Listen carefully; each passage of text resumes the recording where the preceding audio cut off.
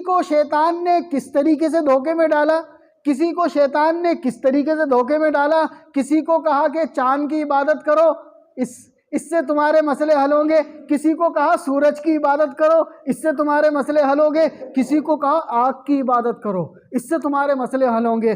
किसी को कहा बुतों की इबादत करो, इससे तुम्हारे मसले हल होंगे। उसने आज दुनिया के अंदर 4200 मज़हब बनवा दिए, 4200 मज़हब बनवा दिए। कोई किसी की इबादत कर रहा है, कोई गाय की इबादत कर रहा है, कोई बकरी की इबादत कर रहा है, कोई भैंस की इबादत कर रहा है, कोई हाथी की इबादत कर रहा है, कोई बंदर की इबादत कर रहा है, कोई किसकी इबादत कर रहा है। क्यों कर रहा है? शैतान ने उनको धोखे में डाल दिया, शैतान ने उनको धोखे में डाल दिया। और शैतान का मकसद भी यही है, शैतान का काम भी यही है कि दुनिया में इंसानों को अल्लाह से दूर करना, अल्लाह से दूर करना। ये जो अल्लाह से राब्ता है इसको ख़त्म करना।